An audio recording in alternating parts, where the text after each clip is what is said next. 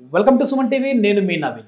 ఈ వీడియో చూసే ముందు ఒకసారి మీ టెస్టికల్స్ ఎలా ఉన్నాయో చూసుకోండి. ఏంటంటే చాలామందికి కూడా ఒక సైడు పెద్దగా టెస్టిస్, అదేవిధంగా ఇంకోటి చిన్నగా ఉంటుంది. ఆ రెండు టెస్టిస్లో కూడా దీనికి సంబంధించి మామూలుగా వెరికోస్ వెయిన్ అనేది మనకు కాళ్ళలో నరాలు ఉబ్బుతూ ఉంటాయి కదా, అదేవిధంగా వెరికోస్ సీల్ అనేది కూడా ఉంటుంది. అది ఈ వరబీజం లాగా తయారవుతూ ఉంటుంది. దీనికి సంబంధించి పిల్లలు కూడా పుట్టని అవకాశాలు ఉంటాయని చెప్పేసి డాక్టర్స్ అంటూ ఉంటారు. సో ఈ ఇన్ఫర్మేషన్ గురించి ఇప్పుడు మనతో చెప్పేందుకు మనతో ఉన్నారు ట్రీట్మెంట్ రేంజ్ హాస్పిటల్ నుంచి ప్రముఖ laparoscopic and laser surgeon doctor Vinay గారు. హాయ్ సార్, నమస్తే అండి. హలో సార్, ఇంట్రొడక్షన్ కొంచెం లెంతీగానే చెప్పాను, కానీ నిజంగా ఇది చాలా మంది ఇబ్బంది పడిపోతూ ఉంటారు. అంటే కూర్చున్న వాళ్ళకి పెయిన్ వస్తూ ఉంటుంది, నిలవన్న పెయిన్ వస్తుంది, శృంగారంలో పార్టిసిపేట్ చేసిన పెయిన్ వస్తూ ఉంటుంది, అంటే ఆ బీజాల దగ్గర. సో అసలు ఏంటి అది వెరికోసిల్ అనేది ఎందుకు వస్తూ ఉంటుంది, దానివల్ల ఇంకా ఇంపాక్ట్ ఏముంటుంది? యూజువల్గా వారికోసీల్ అనే పదం ఏంటంటే ఇప్పుడు మనకి కాళ్ళల్లో రక్తనాళాలు ఉబ్బినట్టే మనకి ఆ టెస్టిస్ నుంచి ఇప్పుడు మనకి గుండె నుంచి మంచి రక్తం వస్తుంది ప్రతి అవయవానికి, మళ్ళీ అక్కడి నుంచి చెడు రక్తం వెళ్ళాలి. సో ఆ టెస్టిస్ నుంచి తీసుకెళ్లేవి మనకి వెయిన్స్ ఉంటాయి. సో యూజువల్గా ఆ వెయిన్స్ ఉబ్బుతాయి అన్నమాట. బ్లడ్ పూర్తిగా రిటర్న్ వెళ్ళకుండా కొంతవరకు అక్కడ ఆగిపోవడము, దానివల్ల మనకి రక్తనాళాలు ఉబ్బినట్టు కనపడడం ప్రాబ్లం ఎక్కువ ఉంటాయి. కొంతమందికి ఏంటంటే కొంచెం ముట్టి పెయిన్ ఉంటుంది. ఓకే ఓకే దాంట్లో కూడా వారికోసీల్ అనేది మనం స్టేజింగ్ చేస్తాం. యూజువల్ గా 4 స్టేజెస్ ఉంటాయి. దాంట్లో మనకి 1-2 స్టేజెస్ లో ఉంటే బయటికి పెద్దగా మనకి ఎట్లా తెలుసుకోవాలి సార్? అంటే ఏ స్టేజ్ లో ఉందని వాళ్ళకి వాళ్ళు ఏమైనా సెల్ఫ్ ఎగ్జామినేషన్ లో చేసుకోవచ్చు. ఒకటి సెల్ఫ్ ఎగ్జామినేషన్ లో మనకి గ్రేడ్ 3-4 ఉంటే మనకి తెలియవచ్చు.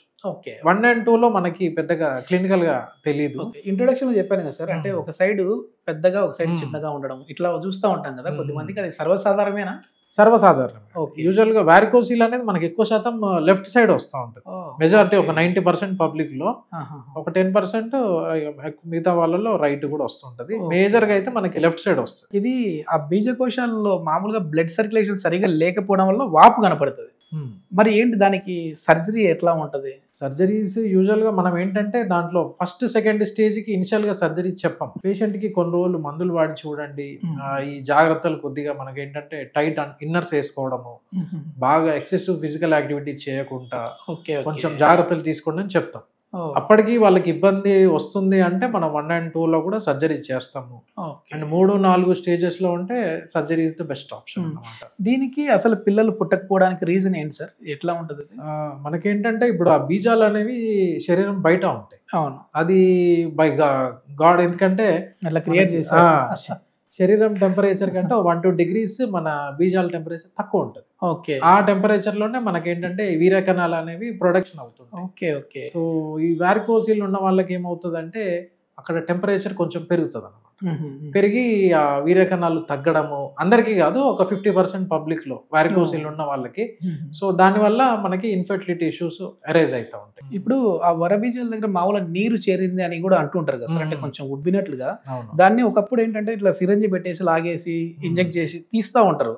సో ఇప్పుడు ఏంటి కొత్త టెక్నాలజీ ఏమొచ్చిందంటారు? కొత్తగా దీనికి ఏంటంటే మనం ఎంబోలైజేషన్ అని చేస్తాం, అంటే లోపటి నుంచే రక్తనాళాన్ని కాల్ చేయడం అన్నమాట. ఇంకోటి ఏంటంటే మనం ఇక్కడ ఎక్కువ మనం మేజర్గా చేసేది మైక్రో వారికోసిలెక్టమీ అంటాము. చిన్న కట్ పెట్టేసి మన ఉబ్బిన రక్తనాళాన్ని కట్ చేసి కుట్టేస్తాం అన్నమాట. ఓకే, సో ఏవైతే ప్రాబ్లం వచ్చిన రక్తనాళాలను వాటినే డీల్ చేస్తాం అన్నమాట. నార్మల్ గా ఉన్నాయి, మనం ఏం చేయాలి. ఓకే, అంటే మళ్ళీ ఫ్యూచర్ లో వీళ్ళకి ఇన్ఫర్టిలిటీ సమస్య ఏమి ఉండదా, రాదా? అంటే ఇన్ఫర్టిలిటీ సర్జరీ అయిన తర్వాత ఈ సర్జరీ అంటే మనకి వారికోసిల్ వల్ల వచ్చిన ఇన్ఫర్టిలిటీ అయితే మళ్ళీ రాదు. ఓకే, వేరే కారణాలు ఉంటే మనకి వేరే కారణాలు అయితే అది చెప్పని, దీని వల్ల అయితే రాదు. ఓకే ఓకే, ఇది ఎన్ని రోజులు రెస్ట్ తీసుకోవాలి సార్? మళ్ళీ యూజువల్ గా 1-2 రోజులు రెస్ట్ ఛాన్స్ ఉంటే, లేదు కంపల్సరీ అంటే మరుసటి రోజు నుంచే వాళ్ళు పనులు చేసుకోవచ్చు. సర్జరీ ప్రొసీజర్ ఎట్లా ఉంటుంది అంటే, ఇక్కడ ఒకవేళ ఈ రోజు వచ్చిన పర్సన్, ఈ వెరికోసిల్ లో వచ్చిన పర్సన్ వచ్చారంటే ఈ రోజే చేసి పంపించేస్తారా డిశ్చార్జ్, లేదంటే ఒక 2-3 రోజులు ఏమన్నా?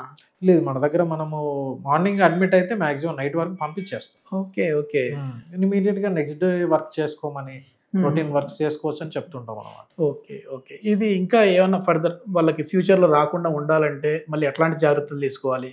యూజువల్గా మనకి ఇప్పుడు ఎక్కువ మేము చూసే వాళ్ళలో కూడా యంగ్ ఏజ్ పీపుల్స్ వస్తున్నారు. అది కూడా 15 సంవత్సరాల నుంచి 30-35 ఈ గ్యాప్ లో ఉన్న వాళ్ళు ఎక్కువ వస్తున్నారు. Okay okay. సో కొంతమందికి ఏంటంటే అవగాహన లేక కొంతమందికి ఇన్నర్స్ వేసుకోరు, లంగోటాలు లేకపోతే ఈ షార్ట్స్ వేసుకోవడము ఏంటంటే అవి కిందికి హ్యాంగ్ అవ్వకుండా కొద్దిగా మనకి అప్లిఫ్ట్ వచ్చేటట్టు ఈ టైట్ అండర్వేర్స్ వేసుకోవడం వల్ల మనకి ఎంతో కొంత ఏంటంటే అది రాకుండా ప్రొఫైలాక్టిక్ గా పనిచేస్తుంది. Okay okay. మామూలుగా చిన్నప్పుడు మంచం పైన ఎక్కి దూకేటప్పుడు పెద్దవాళ్ళు చెప్పేవాళ్ళు, అరే డ్రాయర్ వేసుకోకుండా నువ్వు అయినా దూకకురా బాబు, బీసాలు ఇట్లా అవుతాయి అంటే ఇదేనేమో. చిన్నప్పుడు చెప్తుంటే కానీ అర్థం మనసు మనకి తెలిసాక. ఏమైనా ఫుడ్ రిస్ట్రిక్షన్స్ ఏమైనా ఉంటాయా సార్? అంటే ఈ సర్జరీ అయిన తర్వాత ఈ తినాలి ఇవి తినకూడదు అని, అంటే నీరు పోస్తుంది అంటుంటారు కదా, అట్లా ఏమైనా ఎన్ని రోజుల వరకు ఏ ఫుడ్ తినకూడదు? ఫుడ్ పరంగా అయితే ఏం జాగ్రత్తలు ఏమి ఉండవండి. ఓకే. యూజువల్ గా మనకి ఫుడ్ రొటీన్ ఫుడ్ తీసుకోవచ్చు. ఏంటంటే కొంచెం ప్రోటీన్ డైట్ ఎక్కువ తీసుకోవాలి, పప్పు తినొద్దు, పల్లీలు తినొద్దు అని అంటుంటారు కానీ అట్లేమీ ఉండదు. ప్రోటీన్సే కాబట్టి మనకి ఏదన్నా గాయం మానడానికి హెల్ప్ అవుతాయి. ఓకే. ఫుడ్ రెస్ట్రిక్షన్స్ అయితే ఏమీ ఉండవు. ఎనీ సర్జరీకి పప్పులు తినొచ్చు? పప్పు తినొచ్చు. అదే సార్, ఈ మధ్య రీసెంట్ గా నేను కూడా చూసాను, అంటే మా బాబు పుట్టిన తర్వాత మా వైఫ్ కి సిజరీన్ అయింది. అక్కడ నెక్స్ట్ డేనే మంచిగా పల్లీల చట్నీతో చేసిన ఇది ఉప్మా, అదే విధంగా అదే వేసారు. పల్లీల చట్నీ ఏంది మేడం అంటే, ఏం సార్ మీరు కూడా ఈ ఫీల్డ్ లో ఉండే అని అడుగుతా ఉన్నారు. అంటే లేదు, పెద్దలా చెప్తా ఉంటారు కదా ఇంట్లో, సో సీమ్ వస్తుంది అని చెప్పేసి. అయితే అదంతా ఏముండదు, మంచి ప్రోటీన్ పప్పు ప్రోటీన్.